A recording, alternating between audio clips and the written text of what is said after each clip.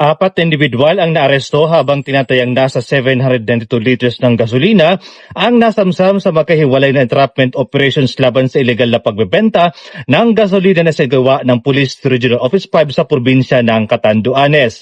Sa bayan ng Viga, dakong alas 8:16 ng umaga, naaresto ang dalawang sospek na kinilalang sina alias Ana at Ed sa sinagawang operasyon ng pinagsanib na pwersa ng Provincial Intelligence Unit bilang lead unit at Viga MPS. Nakumpiska sa naturang operasyon ang humigit kumulang 642 liters ng petroleum products na may kabuang halagang 53,286 pesos. Samantala, dakong alas 10:35 ng umaga, dalawang individual ang naaresto sa bayan ng Karamuran sa isinagawang operasyon ng pinagsanib na puwersa ng PIU bilang lead unit, Karamuran MPS at Bureau of Fire Protection Karamuran. Nakumpiska mula sa mga sospek ang isang plastic bottle na naglalaman ng humigit kumulang 3.75 liters ng gasolina na ginamit bilang object of sale na may halagang 500 pesos, 3 bote na may tig 3 litro ng gasolina, isang drum container na naglalaman ng humigit kumulang 70 liters ng gasolina at 5 galon na naglalaman ng tinatayang tig 4 na litro ng gasolina.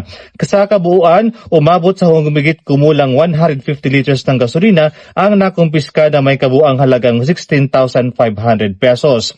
Lahat ng naarestong individual ay pinaalam ang kanilang mga karapatang konstitusyonal alinsunod sa Miranda Doctrine sa wikang kanilang naiintindihan. Sila ay dinala sa impili ng pulisya kasama ang mga nakumpiskang ebidensya para sa kakulang dokumentasyon at disposisyon.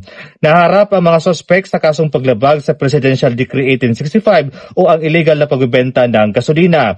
Ayon kay Police Brigadier General Erosito N. Miranda, Regional Director ng Pro-5, ang matagumpay na operasyon ay patuloy na pagbabantay ng kapulisan laban sa mga illegal na gawain na maaaring magdulot sa panganib sa publiko.